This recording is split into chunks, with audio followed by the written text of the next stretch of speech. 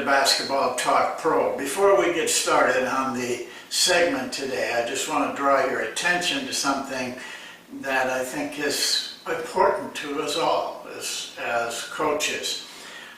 This is a new book that just came out. It's called Neuroplasticity, and it's all about the brain and how it works. Very, very scientific, very complex, very difficult to read because of all of the different synapses and molecules and atoms and everything that goes into movement. But towards the end, they this guy kind of summarizes things. It makes this a little bit clearer. And I'd like to read some of this to you. It's very short because it's very important. Listen, we depend as coaches on what our players do. How are we to get them to do what we want them to do unless we understand what takes place in the brain and the mind? How do we approach learning? Most of us are probably pretty wrong, and we need to get it right because this is how we make our living. Then you can talk about all the other things, offenses and defensive things, but if your players don't know how to do it or don't do it for some reason or another, all of that goes out the window. So learning and the mind is very important to coaches. Let me just read a little bit here. First of all, I point out to you, in this book, they use musicians and athletes a lot as talking about the training, how they can increase performance through changing parts of the brain by training. It's very interesting.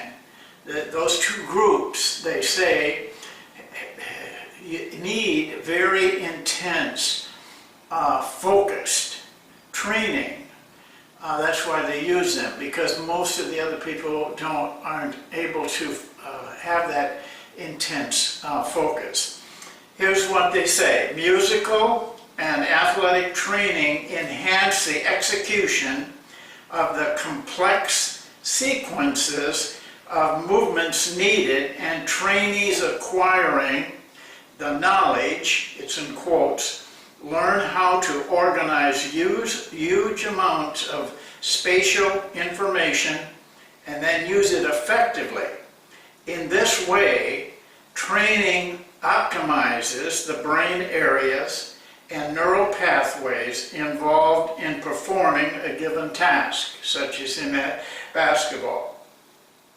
As a result, the individual's performance, this is very important, on that task improves, and the task eventually becomes automatized and effortless.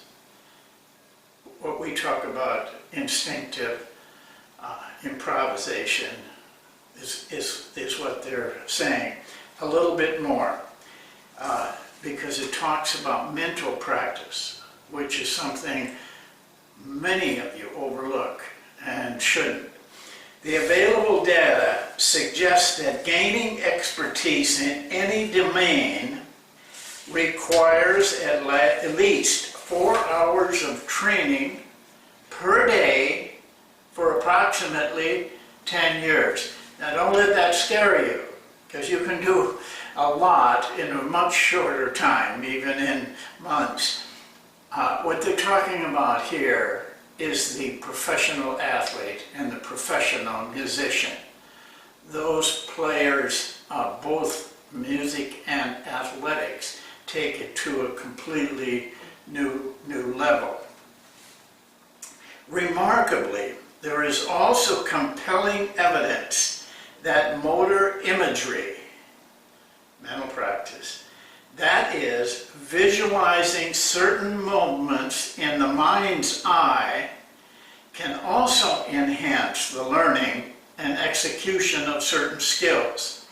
Thus, imagined movements appear to be equivalent to those that are actually performed physically, and merely going through the motions in one's mind can lead to the same kind of plastic changes in the brain.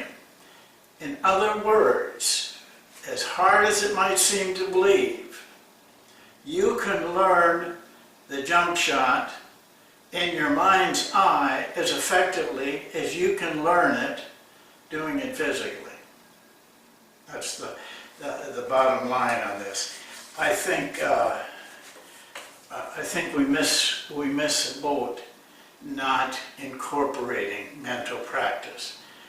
You know, a lot of the individual sports, swimming, track and field, golf, things like that, use it and use it very effectively. I don't think basketball players use it nearly as much, if at all, and coaches don't encourage it and don't show how.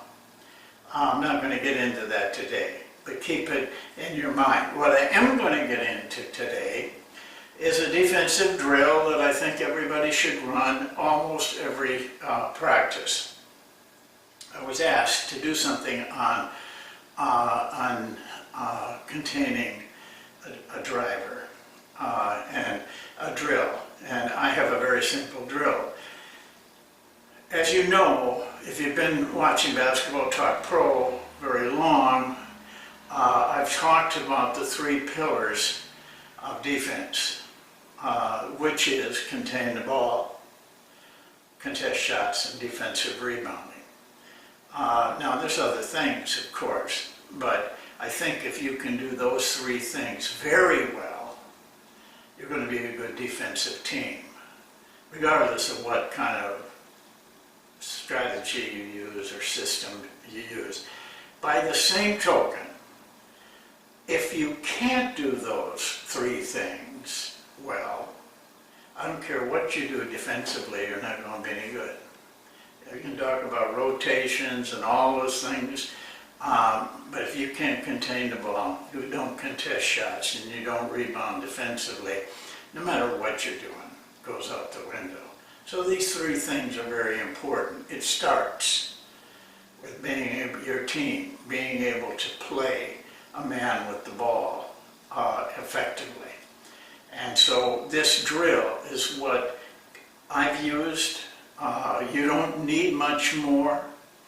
You know, I was with Don Nelson for a couple of years. He told me that those great Celtic teams with Bill Russell and Havlicek and all of those players, Nelly was on those teams, that after practice, when Auerbach quit practice and left, the team stayed on the floor, and what they did every day was play one-on-one.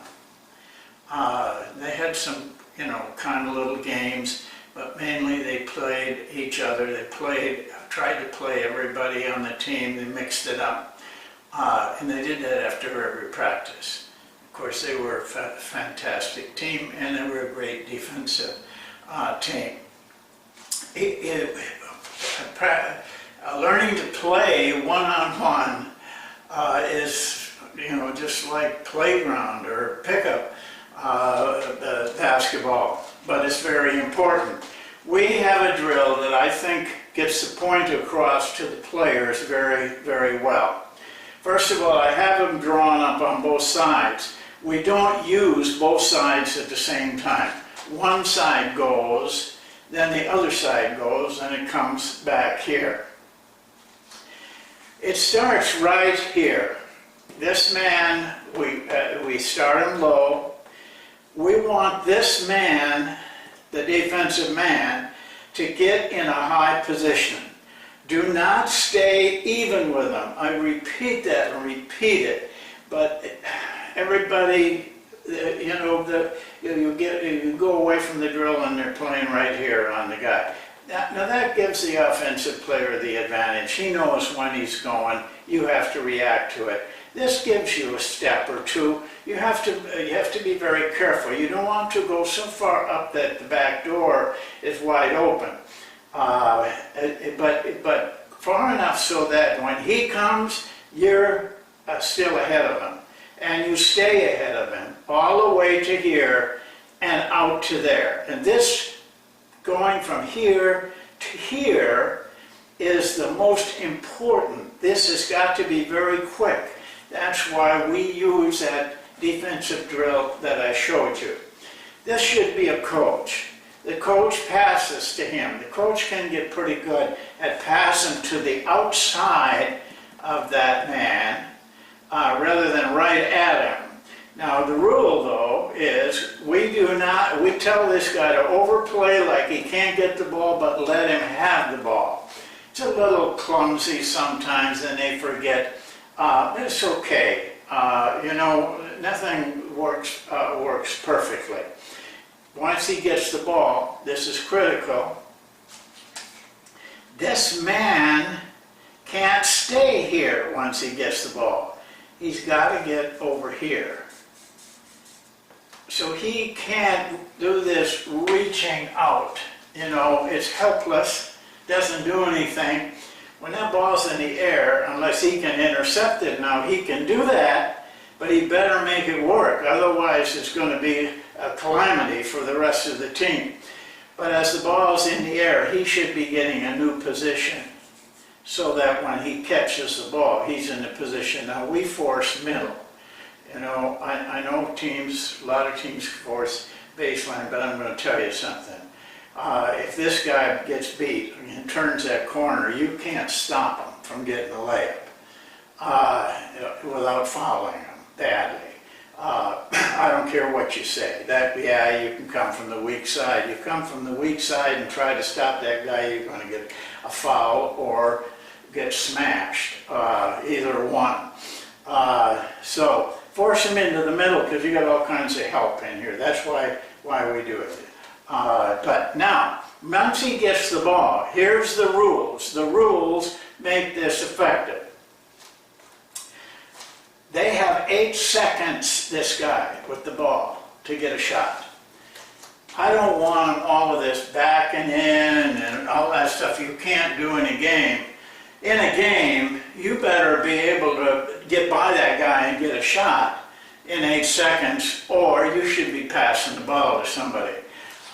Or staying in the offense. But here's the other part. The shot must be in the paint. In other words, you got 8 seconds to get in here. Now that means this guy's got to drive. Otherwise, what you'll find is this guy will take a step and shoot a jump shot. So, big deal. But that doesn't help us learn how to play defense. This is pretty like a game. 8 seconds, you gotta move, drive in here to get a shot. You can't shoot it out here, pull up and shoot a jump shot. It's gotta be in here. And now the defense, but the other rule we have is the offense is always in bonus. You can't be a good defender fouling people. Tough stuff you guys like to talk about. You're not tough anyway, but it doesn't work.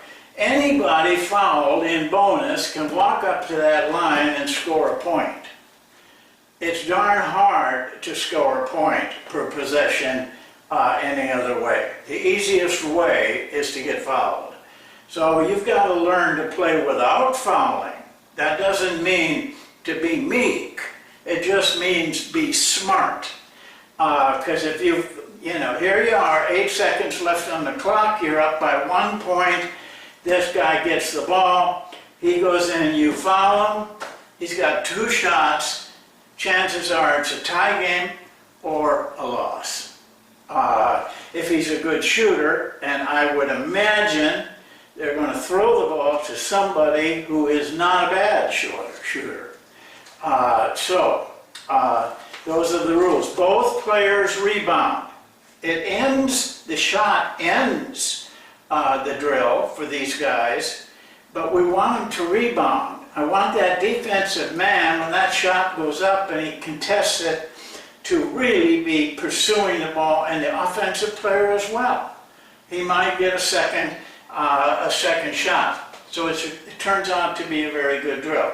Now, in organizing it, this is a pair. They stay on that side. We do this side. Same thing, same rules. Okay, now when they're done, we come back to these same two guys, only they change offense to defense and defense to offense. And then they run a time here. When they're done, both players have been on offense and defense, then they go to the other side of the court. And these guys do the same, so that they're learning how to play defensively and offensively on both sides of the court. We only use one side only. Now, there's some things I'm not going to get into today on technique, or not technique so much as what you're trying to do. We have done that. We've talked about that. We will talk about it again. Today, I'm showing you a drill because that's what they wanted, that you can work on just that specific skill. And like that book says, it can become automated and effortless if you have enough repetition.